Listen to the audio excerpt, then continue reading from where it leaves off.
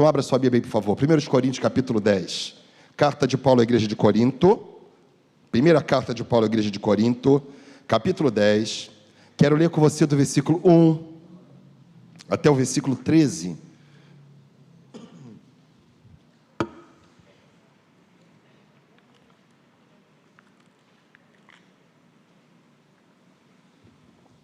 Como de costume, vou te pedir que depois da leitura, deixe a sua Bíblia aberta, para a gente poder fazer um sermão expositivo. E o tema da minha palavra hoje é aprendendo com os erros do passado. Você pode repetir comigo? Aprendendo. Percebe que é gerúndio, ato contínuo. Com os erros do passado. Podemos ler? Está lá na tela? Vamos lá? Você vai ler junto comigo até o versículo 13. Um coral bem ensaiado. Vamos lá? Ora, irmãos, não quero que vocês ignorem que os nossos pais estiveram todos sob a nuvem. Vocês. E todos em Moisés foram batizados, tanto na nuvem como no mar.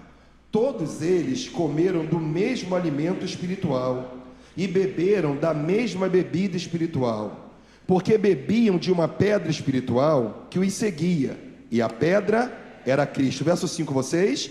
Mas Deus não se agradou, razão pela qual ficaram prostrados no deserto.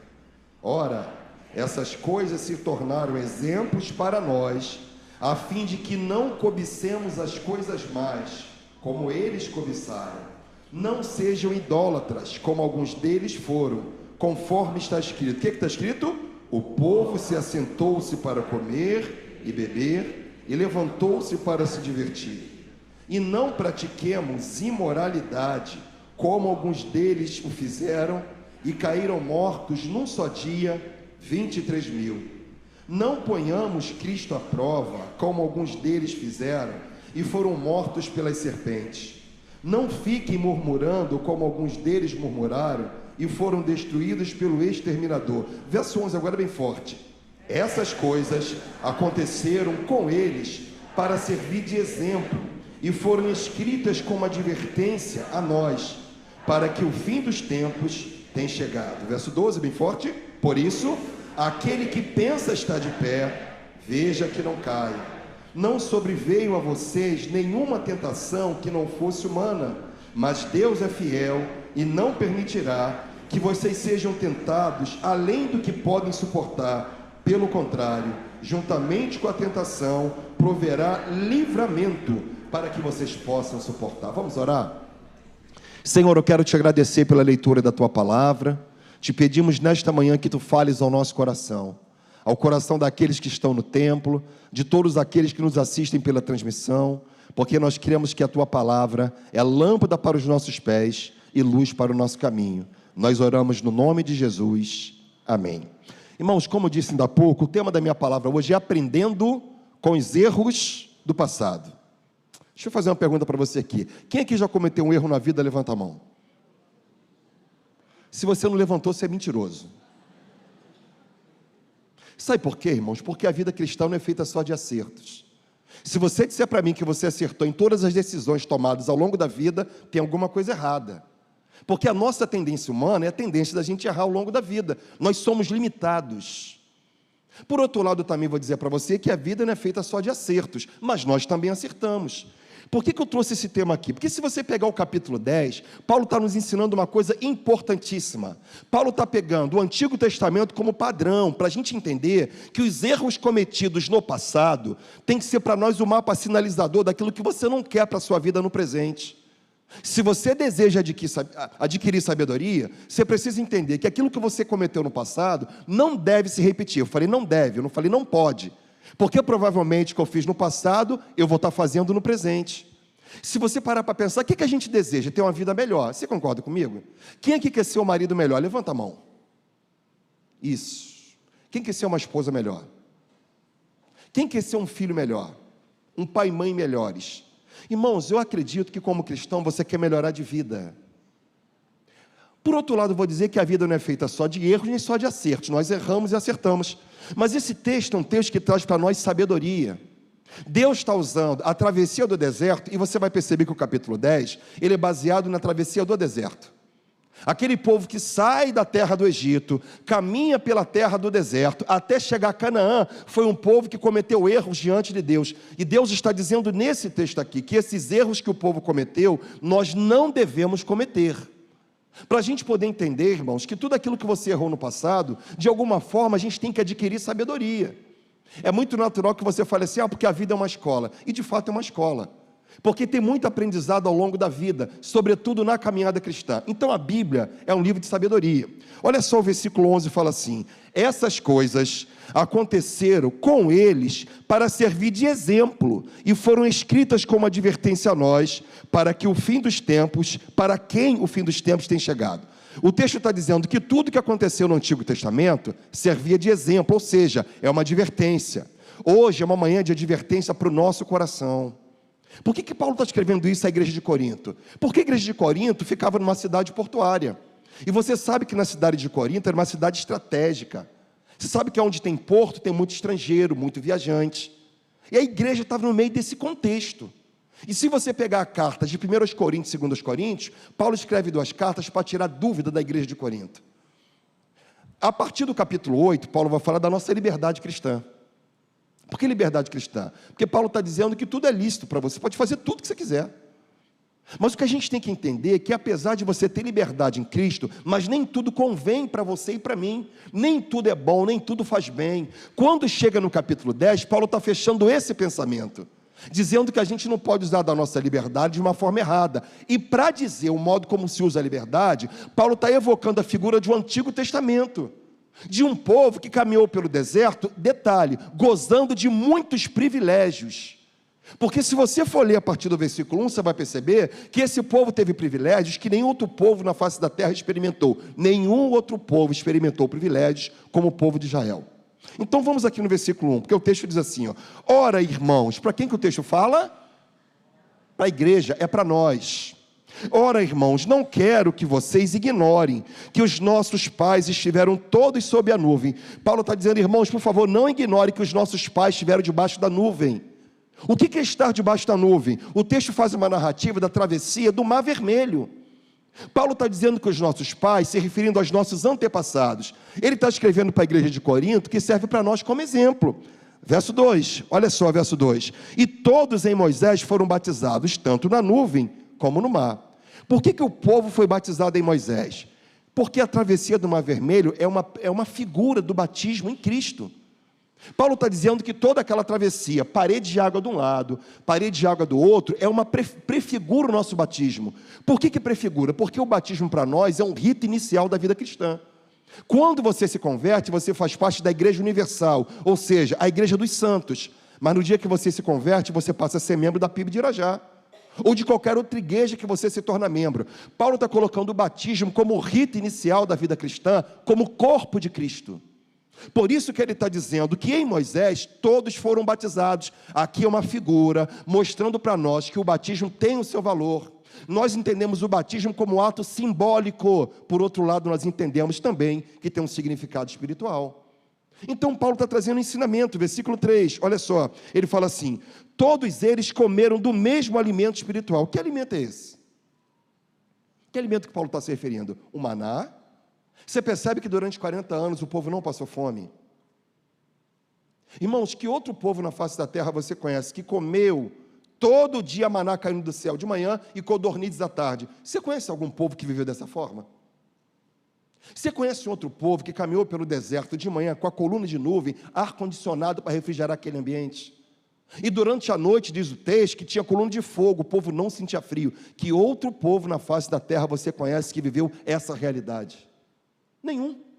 Então Paulo está dizendo que todos comeram do mesmo maná espiritual, verso 4, e beberam da mesma bebida espiritual, porque bebiam de uma pedra espiritual que os seguia. E a pedra, quem era, irmãos? O texto diz que era Cristo que era essa pedra. Então o texto está dizendo que havia comida, ou seja, o maná, que simboliza Jesus como pão da vida, da mesma forma que a água que brotava da rocha era Jesus saciando a nossa sede. Mostra para mim que outro povo na face da terra teve esse privilégio que o povo de Israel teve. Nem nós como igreja vivemos isso. E não é só na travessia do deserto, começou nas 10 pragas. Porque, meus irmãos, veja bem, você vê chuva de pedra cair sobre o Egito, mas na casa do povo de Israel não houve nada. Irmãos, isso é um guarda-chuva de proteção sobre o povo de Deus. O que Paulo está nos ensinando nesse texto é que houve privilégios para o povo de Deus. Então diz assim o versículo 4: e beberam da mesma bebida espiritual, porque bebiam de uma pedra espiritual que os seguia, era Cristo. Olha o versículo 5. Queria que você prestasse bastante atenção. Mas Deus não se agradou da maneira deles, da maioria deles, razão pela qual ficaram prostrados aonde? No deserto. O texto diz que Deus não se agradou da maioria deles. E aí é só você fazer uma conta. A gente não sabe exatamente quantas pessoas saíram do Egito, mas segundo a arqueologia foram 3 milhões de pessoas. Verdade é a seguinte: só 2 entraram na terra prometida. Porque todo aquele povo que sai do Egito morreu na travessia do deserto. Foram 40 anos fazendo sepultamento. O texto diz que Deus não se agradou da maioria deles, em que pese todos eles experimentarem os privilégios divinos. Volta comigo no versículo 1, olha só. Verso 2, diz assim, ó. Final do versículo 1, desculpa, diz assim, ó. Olha só, aliás, versículo 1 todo, vamos lá. Jesus, que confusão. Vamos lá, versículo 1, ora, irmãos, não quero que vocês ignorem que os nossos pais estiveram, diga assim, todos. Diga assim, todos. Todos passaram debaixo da nuvem. Todos. Versículo 2, e todos em Moisés foram batizados. Quem foi batizado? Todos. Versículo 3, todos eles comeram do mesmo alimento espiritual. Quem comeu? Todos, mas nem todos entraram na terra prometida. O texto está dizendo que todos experimentaram graça, misericórdia e favor, mas nem todos agradaram o coração de Deus, porque você percebe que esse povo foi um povo de coração duro, de dura cerviz. Quem entra na terra prometida? Josué e Caleb, nem Moisés. Por que Moisés não entrou na terra prometida, irmãos? Por causa do povo. Deus falou para Moisés, toca na rocha que vai jorrar água. Moisés, no momento de ira, deu 2 burdoadas na rocha, e Deus falou, por causa disso, você não vai ver a terra prometida. Isso não tem a ver com salvação, tem a ver com o cumprimento da promessa, do povo herdar uma terra que manava leite e mel. Onde eu estou querendo chegar com você? O texto está dizendo que o fato de você experimentar esses privilégios divinos, não quer dizer que você tem parte com Deus. O que o texto está trazendo para nós aqui, é a gente entender, irmãos, que isso tudo serviu de exemplo para nós no mundo moderno. Olha o versículo 6, parte A, diz assim, ó, ora, essas coisas se tornaram o quê? Exemplo. Para quem? Para nós. O que o texto está relatando do versículo 1 até o versículo 6, está dizendo que serve de parâmetro, paradigma, para você entender que os erros cometidos no passado, a gente pode evitá-los no presente. Por isso, irmãos, que a nossa função de vida é adquirir sabedoria todo dia. Qual a nossa oração principal? Deus, derrama sabedoria sobre o nosso coração. E aí, o texto vai mencionar algumas razões pelas quais esse povo cometeu erros no passado, que hoje a gente tem que aprender, são erros que a gente não deve cometê-los, em que pese saber que a gente erra o tempo todo, porque a vida de ninguém é feita só de acertos. Mas, por outro lado, queria que você entendesse que a sua vida não deve ser feita só dos erros que você comete. Porque se nós entendemos que caminhar com Cristo é adquirir sabedoria, então a nossa função de vida é se tornar mais parecido com Ele. À medida que a gente caminha, você tem que ser mais parecido com Cristo, na forma de você lidar com a vida. Porque todo dia a gente melhora mais um pouco. Isso está em Provérbios capítulo 4, verso 18. Diz que a vereda do justo é como a luz da aurora, que vai brilhando mais e mais até ser dia perfeito. O que é vereda? Vereda é rua, vem de vereador, é quem cuida da vereda. O nosso caminho é como a luz que brilha. Hoje você brilhou mais do que ontem, amanhã mais do que hoje. Salomão está nos ensinando que na vida cristã a gente brilha mais a cada dia, a gente se torna mais parecido com Jesus. E aí eu queria mostrar para vocês aqui alguns erros que esses homens cometeram, que os atrapalhou na presença de Deus e que os impediu de entrar na terra prometida. Primeira coisa, já está na tela, cobiça, idolatria. O que isso tem a ver com a gente? Tudo. A cobiça e a idolatria tornou-se uma coisa muito complicada, não só no mundo moderno, isso é desde que o mundo é mundo. Porque a cobiça mora no coração do ser humano. Não é à toa que no Decálogo, nos 10 mandamentos, o último mandamento que fecha esse pensamento, fala que a gente não deve cobiçar a mulher do próximo, o gado do próximo, nada que é do próximo. E aí o versículo 6 vai dizer assim, ó, já está impresso lá, lê comigo? Ora, essas coisas se tornaram exemplos a quem? Para nós, a fim de que não cobicemos as coisas más, como eles cobiçaram. Então aqui tem uma coisa importante. Porque Paulo está dizendo, irmãos, que tudo isso que aconteceu no Antigo Testamento, a gente tem que parar para pensar. E aqui tem uma coisa importante, que é a cobiça. Esse povo estava a caminho de Canaã, mas o coração estava totalmente no Egito. O povo estava a caminho da terra prometida, porém, o povo estava voltando para o Egito o tempo todo. É aquele jargão que a gente diz, que sair do Egito não é o problema é tirar e remover o Egito de dentro de nós. E o que você vê aqui que nos atrapalha no mundo moderno? É esse pecado chamado cobiça. É a satisfação do nosso ego, é a satisfação dos nossos prazeres. E aí você percebe que esse povo estava rumo a Canaã, mas o problema aqui, irmãos, era o coração, porque o coração retornava o tempo todo para o Egito. E aí eu queria que você entendesse que, se Paulo está dizendo que essas coisas foram escritas para que nós não as cometamos, queria que você tivesse cuidado, como eu tenho que ter cuidado, com o tesouro, com riqueza, com as posses. Porque às vezes nós temos um coração muito esbanjador. É só você pensar no filho pródigo, que esbanjou aquilo que tinha. E o pecado da cobiça, por incrível que pareça, é um pecado sorrateiro. Porque nem sempre ele aparece de forma explícita. Porque se tem uma pessoa que sonda o nosso coração, irmãos, é o Deus a quem nós servimos. E não é pecado você possuir aquilo que você deseja. Você pode trabalhar para trocar de carro, para comprar sua casa, sem problema nenhum. O que o texto está dizendo para a gente aqui, irmãos, é a gente ter cuidado com as coisas visuais. Você vai perceber que esse povo o tempo todo estava falando do passado, do Egito, do Egito, do Egito, do Egito. E o texto está colocando isso aqui como ostentação do nosso coração. Da onde Deus te tirou e a gente quer voltar. Por quê? Porque o materialismo, o que a gente deseja adquirir, isso traz para nós um certo glamour. E a gente não para pensar, irmãos, que a cobiça é um pecado tão complicado. Inclusive o pecado da ingratidão. Porque se você não tem gratidão por aquilo que Deus te deu, a gente vai viver da cobiça. Pode ser que você não tenha tudo que você deseja, mas o mínimo para viver Deus te deu. É só você observar o Salmo 23. O Senhor é meu pastor, de nada terei falta. Se alguma coisa está faltando, é porque não está faltando. Porque se estivesse faltando, o Senhor teria te dado. Porque Ele é o seu pastor. Então o texto fala aqui no versículo 6 da cobiça. Verso 7, lê comigo. Não sejam idólatras, como alguns deles foram. Conforme está escrito, o povo assentou-se para comer e beber, e levantou-se para se divertir. Você percebe que Paulo coloca cobiça e idolatria no mesmo trilho. Porque, bem na verdade, o pecado da cobiça empurra a gente para a idolatria. Idolatria, aqui queria que você entendesse que é um sistema de valor que a gente cria. É a gente dar mais importância para aquilo que é do mundo do que para aquilo que é de Deus. E eu queria que você entendesse que o nosso coração, de fato, é um coração idólatra. Porque tem certos deuses que nós levantamos no nosso coração que já tomaram conta de nós. E se tem uma coisa que Deus não divide com ninguém, é a sua glória. Para pensar quantas coisas que estão concorrendo no nosso coração, no coração da nossa família. O que Paulo está pontuando para o povo de Corinto, que serve para nós como igreja, e vamos pontuar que aqui é primeiro século. Cristo havia nascido, morrido, ressuscitado, e agora você tem uma igreja que já estava pregando o evangelho. Mas Paulo está demonstrando uma igreja que estava no meio do Império Romano, numa cidade extremamente desenvolvida, mas no meio da cidade idólatra tinha uma igreja plantada. E aqui vai um alerta, uma advertência para essa igreja, que talvez é um dos grandes problemas que nós enfrentamos ao longo da vida, porque nós temos os nossos ídolos, irmãos. O poder é um ídolo, o prestígio, os estudos, conhecimento, dinheiro, religião, popularidade. Quem aqui não gosta de popularidade? Quantas vezes uma foto postada, a gente corre 30 vezes no dia para saber quantos likes que nós recebemos. O que o texto está nos ensinando é que a nossa cobiça anda no mesmo trilho da nossa idolatria.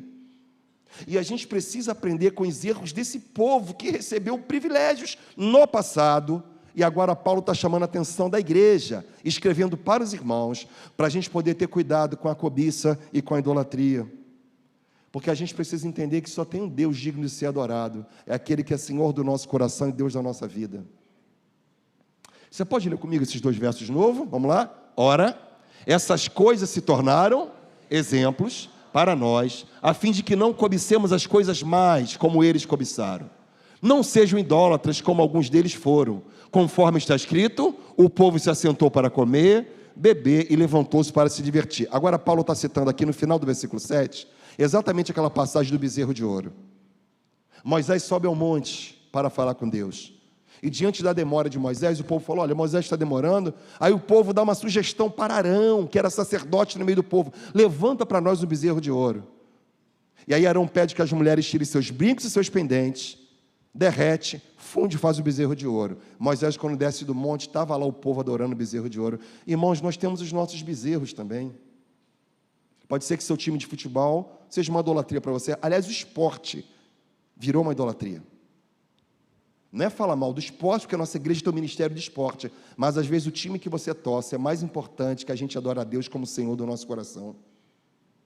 Prestígio, poder, dinheiro, negócios, conhecimento, estudo, ego, isso tudo aponta para a idolatria do nosso coração.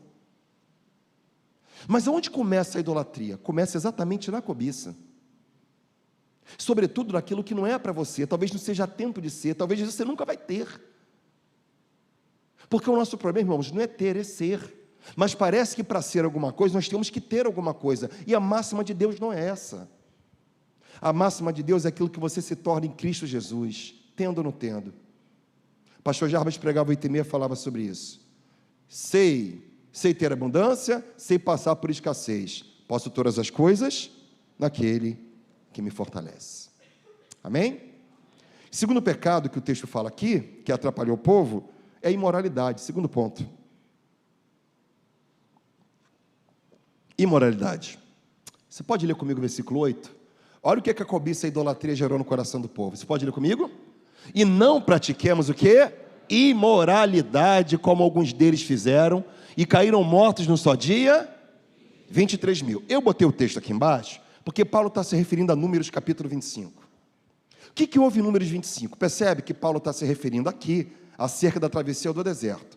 Números 25 vai dizer que o povo, quando atravessa o deserto, passou próximo à cidade de Moabe. E os homens de Israel se intrometeram com as moabitas. Diz lá o versículo 1, lê comigo. Quando Israel estava em Sitim, o povo começou a quê? A prostituir-se com as filhas.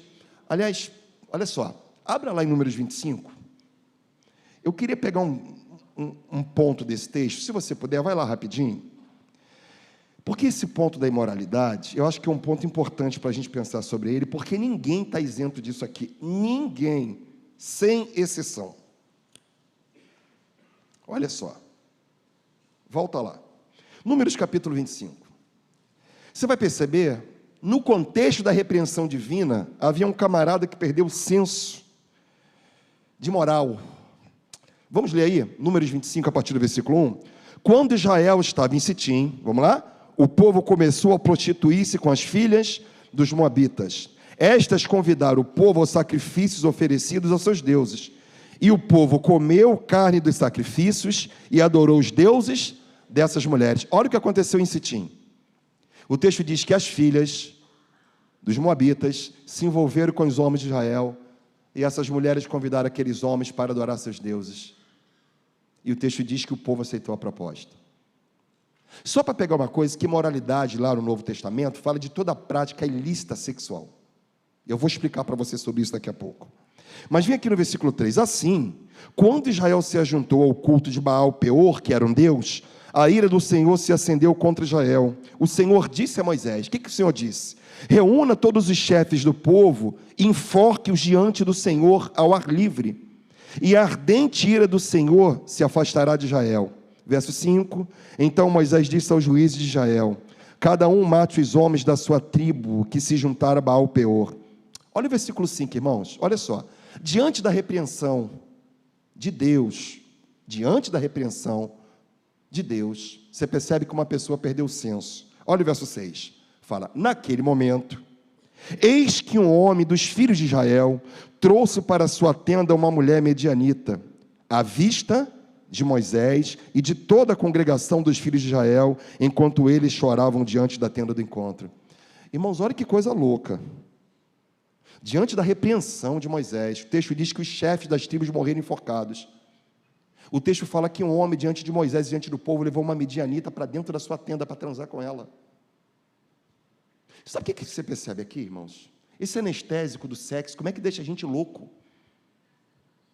Porque Paulo está dizendo lá no versículo 8 que a gente tem que ter cuidado com a imoralidade. E deixa eu falar para você o nosso problema. Nós temos um problema que a gente divorciou sexualidade da espiritualidade. Irmão, sexualidade não tem a ver só com conjunção carnal. O conceito de sexualidade é tudo que você faz ao longo da vida. Tudo que você faz tem a ver com sexualidade. Tomar banho, cuidar de filho, vida profissional. Agora, o que tem a ver sexualidade com espiritualidade? Tudo. Porque quem normatiza a nossa sexualidade é exatamente a fé que nós abraçamos, só que nós divorciamos. Então, para pensar. Eu estou aqui pregando o evangelho. Não me tornei uma pessoa assexuada. Quem está tocando aqui tem a sexualidade. Não foi Satanás que botou isso em você, foi Deus. Prazer e impulso, inclusive, tem função reprodutiva. Qual o problema que nós temos aqui? É porque a gente não para pensar que escândalo e crise na sociedade também tem a ver com sexo. Isso atrapalha a família, a igreja, o casamento, a sociedade. Você já parou para pensar quantos escândalos que nós vemos todos os dias nos noticiários por conta desse tema? Aí nós divorciamos a espiritualidade, porque a gente acha que espiritualidade é uma coisa e sexualidade é outra. Não, irmãos. A fé que nós abraçamos normatiza tudo que você faz ao longo da vida. O modo que você faz negócio, o modo que você trata a sua esposa, seu marido, seus filhos, tudo tem a ver com espiritualidade. Então a gente não pode divorciar espiritualidade e sexualidade. Agora, pensa comigo, a religião do mundo moderno chama-se ideologia, é a religião do mundo moderno, porque a gente começa a beber nessa fonte. Porque o mundo de hoje, a imoralidade tornou-se algo comum, menos na Bíblia. Hoje a gente vive o mundo dos afetos, tudo é afetivo. Pois é, a Bíblia não é livro de afeto, é livro de moral. Porque Deus não está preocupado com os meus afetos, Deus está preocupado com a moral. Porque o que Paulo está dizendo aqui, chamando a atenção lá no versículo 8, se puder voltar aqui o versículo 8 aqui no slide, olha só, não pratiquemos imoralidade, como alguns deles. E aí, se a gente continuar lendo aqui, o capítulo 23, olha o tanto de gente que morre num só dia por conta disso. Olha só, verso 14, do capítulo 25 de Números. O nome do israelita que foi morto, isto é, que foi morto com a mulher medianita, era Zinri, que entrou na tenda, na frente de todo mundo. Filho de Salu, chefe da casa paterna dos simeonitas. O nome da mulher midianita, que foi morta, era Cosbe, filha de Zur, chefe do povo da casa paterna entre os medianitas. O Senhor disse a Moisés: atormentem e ataquem os medianitas, porque eles atormentaram vocês e os enganaram no caso de Peor e no caso de Cosbe, filha do chefe dos midianitas, irmã deles, que foi morta no dia da praga. Não é, mas não é disso aqui que eu queria, não. Verso 9, isso, pastor, muito obrigado. Olha só. E os que morreram da praga foram, quantas pessoas? Irmãos, num só dia morreu 24.000 pessoas. O que a gente percebe nesse ponto aqui, irmãos? Nós temos uma regra de conduta. Por que eu estou trazendo aqui para a gente, irmãos? Porque a gente tem que aprender com os erros do passado. Porque parece às vezes que a gente não aprendeu nada. Se tem uma coisa que eu acho maravilhosa é saber que o Espírito Santo habita na minha vida e na sua vida. Se você tem Jesus como Senhor da sua vida, o Espírito Santo habita em você. Agora, a Bíblia é um livro de sabedoria, porque ela mostra os erros de Abraão. Abraão foi o pai da fé, um patriarca maravilhoso, mas que aceitou a sugestão da sua esposa de engravidar a sua serva. Chama-se impaciência isso. Olha para Davi, homem segundo o coração de Deus. A Bíblia diz que a espada do Senhor nunca se apartou da casa de Davi, nunca mais. Foi só desgraça no meio da família, mas houve perdão, ele foi perdoado. Olha para Sansão. A gente fala muito de ficar, né? Fulano ficou. O maior ficante foi Sansão. Ficou com uma prostituta, ficou com uma filisteia, ficou com Dalila, ficou cego, ficou sem vida, ficou sem nada no final das contas. Agora, tem um outro parâmetro bom. Quem falou para José que não tinha que se envolver com a mulher de Potifar?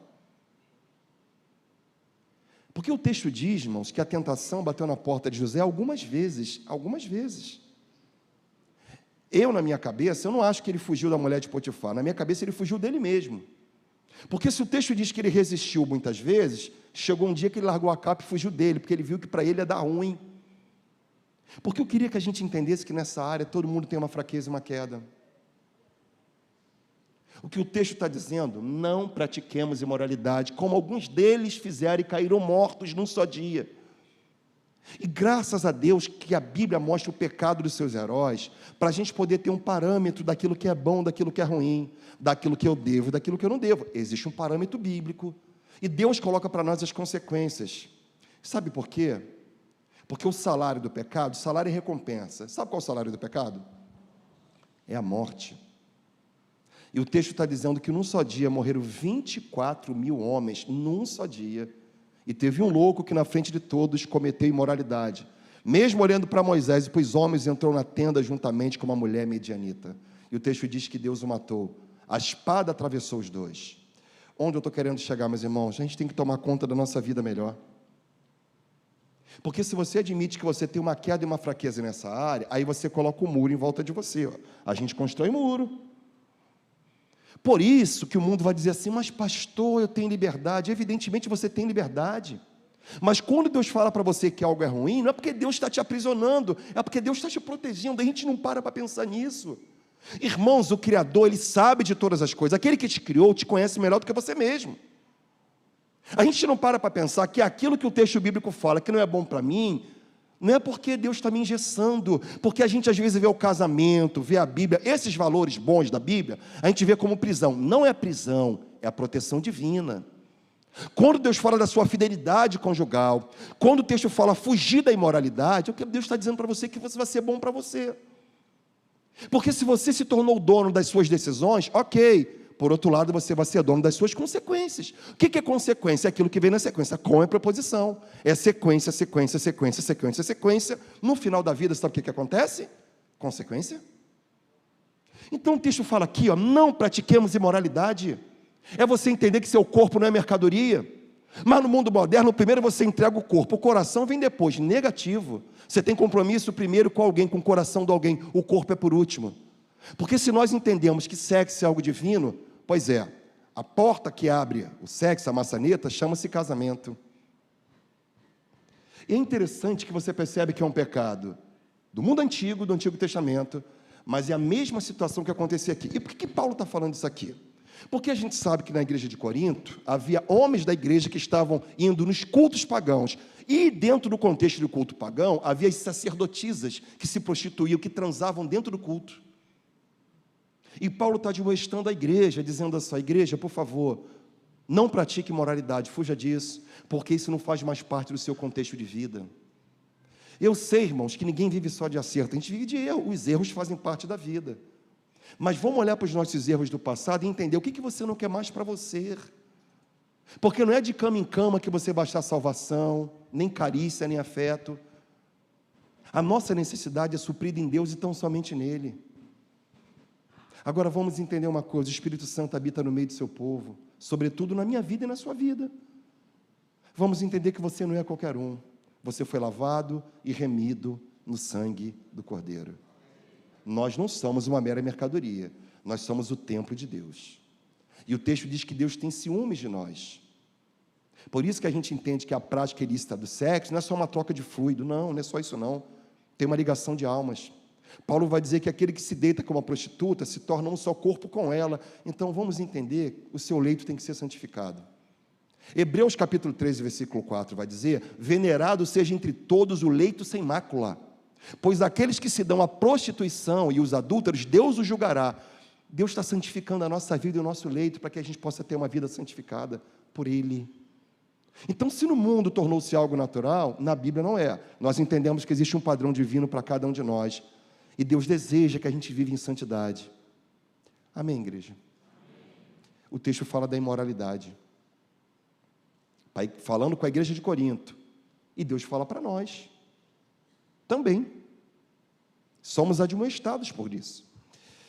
Terceiro ponto que eu quero trazer para você é pôr Cristo à prova e murmuração. Olha o que Paulo está dizendo aqui. Volta lá em 1 Coríntios capítulo 10. Eu quero ler com você o versículo 9. Verso 9 vai dizer assim, não ponhamos Cristo à prova, como alguns deles fizeram, e foram mortos pelas serpentes. Não fiquem murmurando como alguns deles murmuraram, e foram destruídos pelo exterminador. Aqui tem um tópico importante, ele fala colocar Cristo à prova.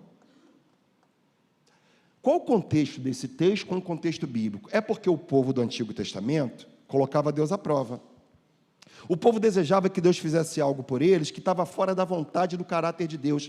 Isso é você colocar Cristo à prova. Quem fez o homem ao máximo aqui? Levanta a mão.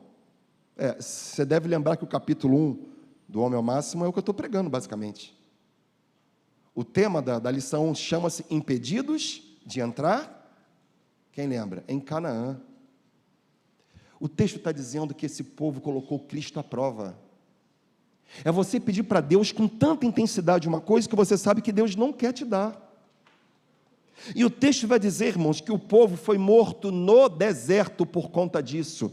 O que é essa coisa de colocar Cristo à prova? É você reclamar de forma contínua, é você entender que aquilo que você está pedindo, Deus não tem isso para você.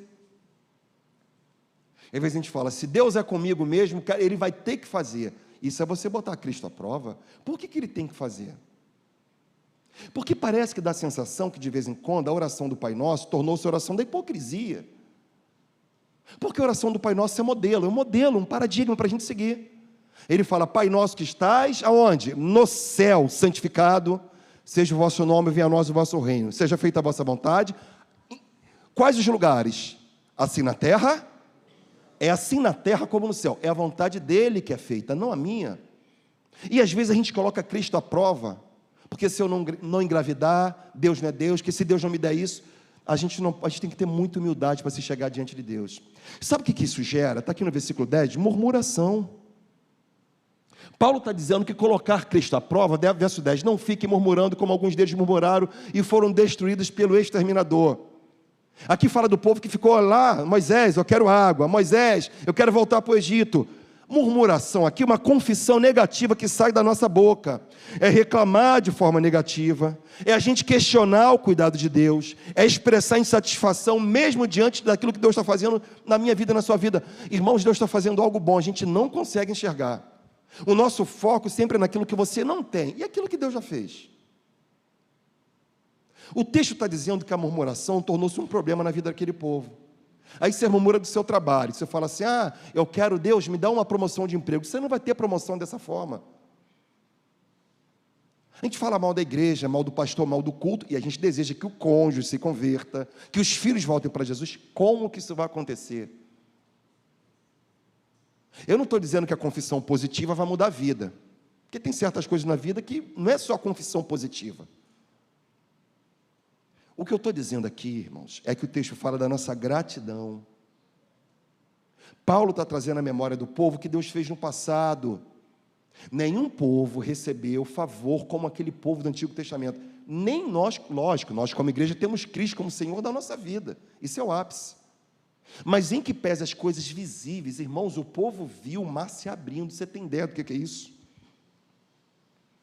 Aí a gente fica reclamando porque a gente não lembra do passado. O que Deus fez? A gente não consegue botar a nossa cabeça no presente, no que Deus está fazendo, e a gente não tem perspectiva de futuro, porque a gente só aprendeu a reclamar. Nós aprendemos a reclamar. Já contei para vocês uma história que eu aprendi com um diácono amigo, que a boca que agradece não tem tempo para murmurar. Por outro lado, a boca que murmura não tem tempo para agradecer. Então você percebe aqui que o povo colocava Deus à prova o tempo todo. O tempo todo o povo colocando Deus à prova. Isso desagradou o coração de Deus. Irmãos, aprendamos o princípio da gratidão, porque até a atmosfera que você mora, que você vive, muda quando você aprende a ser grato. Pastor, mas eu estou passando por luta. Lembra daquela música do Comunidade da Zona Sul? Cada vez que a minha fé é aprovada, tu me dás a chance de crescer. Pois é, a luta que você passa, Deus está te dando chance de você crescer um pouco mais. Não reclame. Agradeça e adore a Deus. Porque muitas vezes, irmãos, a gente está colocando Cristo à prova. E o que flui dos nossos lábios nada mais é do que está no nosso coração. Porque a boca fala do que o coração está cheio. A boca fala daquilo que está cheio o coração. Então nós não colocamos Cristo à prova. Aliás, o pastor Jarbas pregou também, eu estava hoje, que ele falava da tentação de Jesus. Jesus teve fome depois de 40 dias sem comer. Estava no deserto. Qual foi a proposta de Satanás? Olha, botar Cristo à prova. Se tu és o Filho de Deus, lança-te do alto. abaixo. É isso? Pois é, Jesus respondeu, não tentarás o Senhor teu Deus. Se tu és o Filho de Deus, transforma essas pedras em pães. Irmãos, você percebe que a tentação no deserto, Satanás tentou colocar Cristo à prova. E às vezes a gente não para pensar que as nossas indagações pode ser Satanás conduzindo as nossas intenções. Nunca diga para Deus se tu és, não precisa, porque eu sei que Ele é. Um dos grandes problemas da vida é a dúvida. Eu preguei sobre isso semana passada, 8h30. Porque os pecados morais são visíveis. Pois é, mas a incredulidade não. Porque para nós na religião o que vale são as regras externas, mas a incredulidade faz parte do que está no meu coração e no seu coração. Deus conhece a nossa incredulidade. Porque a incredulidade é um problema espiritual seríssimo que nós nem sempre tratamos. A gente está no culto adorando a Deus, mas a gente não crê que Deus é Deus na nossa vida, que Ele pode fazer o sobrenatural por nós. Nós oramos ainda há pouco por isso, do Deus sobrenatural. Deus pode fazer o sobrenatural. Então vamos ter cuidado com a nossa incredulidade, porque a nossa falta de fé pode estar colocando Jesus à prova. E a gente não para pensar que não tem que prová-lo. Pelo contrário, provados somos nós, para ser aprovados por Ele. Vamos crer que o nosso Deus é Deus. Amém? Em último lugar, quero falar aqui do excesso de confiança.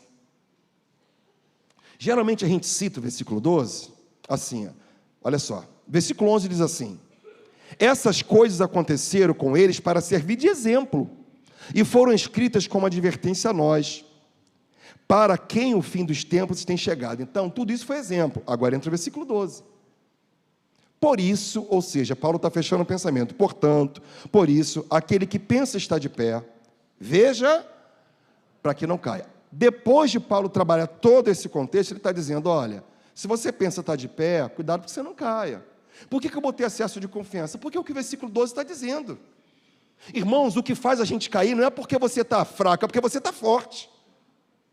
O que Paulo está dizendo não é nossa fraqueza, porque quando você está fraco, você vai para os pés da cruz, mas quando você está forte, tenha muito cuidado com isso. Ele está dizendo, por isso, aquele que pensa estar de pé, sabe o que você faz? Cuidado para você não cair.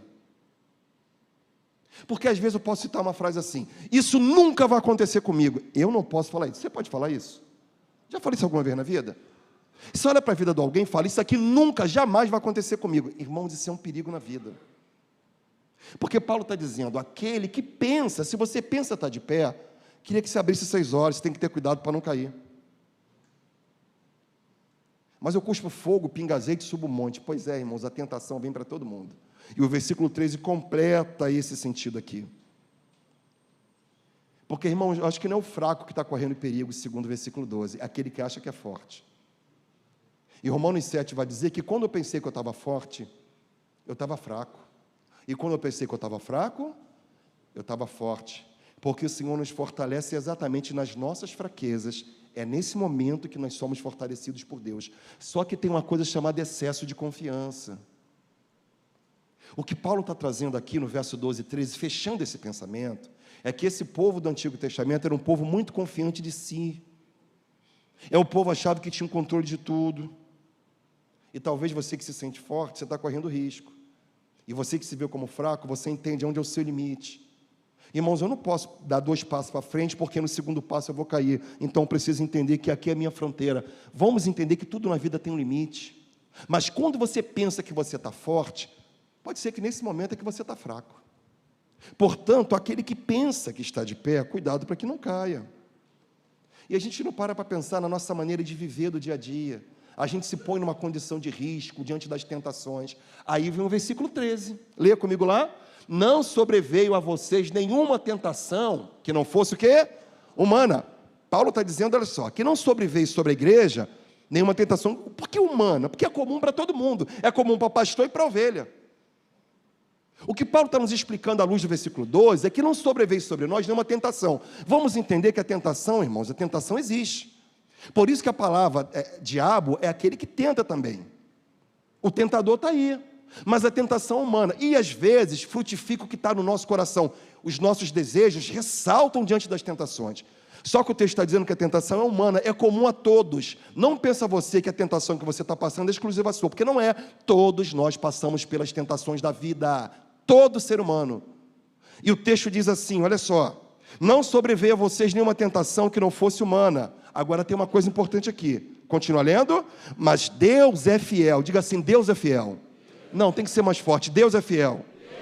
Mas Deus é fiel, continua lendo, e não permitirá que vocês sejam tentados além do que podem suportar. Pelo contrário, juntamente com a tentação, Ele proverá livramento para que vocês possam suportar. O texto diz aqui, olha só, portanto, Deus é fiel.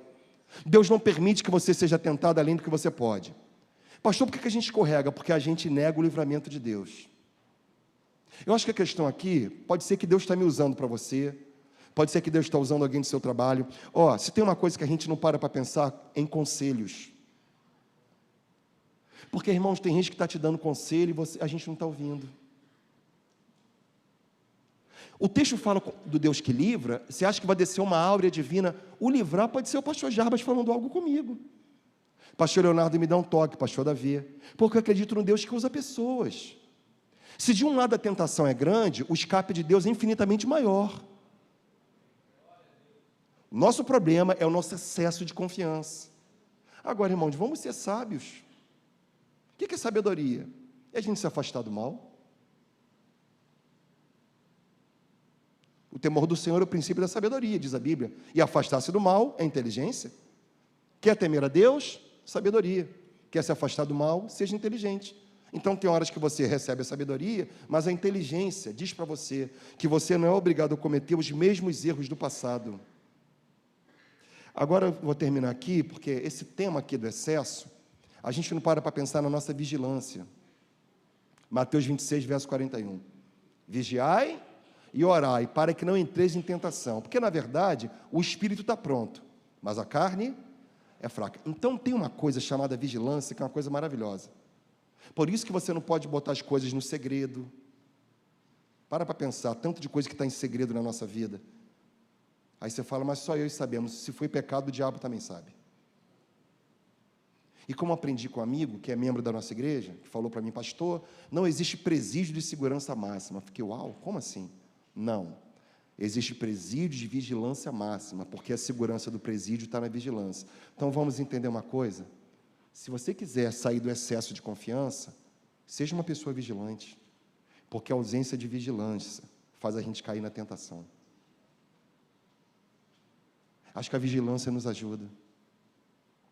Tem um jargão, a gente fala, vigia, varão. Vigia, varô. É vigiar. Porque a gente vigia e ora, para que a gente não entre em tentação. Porque seu espírito se alimenta da palavra, mas a carne é fraca. E aí no coração do ser humano tem luz e sombra. A questão é quem é que nós colocamos à frente. E eu termino aqui, irmãos. Tudo isso que o texto fala, porque Deus não quer que você cometa os erros do passado. O texto está pegando Israel como parâmetro para dizer para você que você pode ter uma vida melhor em Cristo Jesus, amém?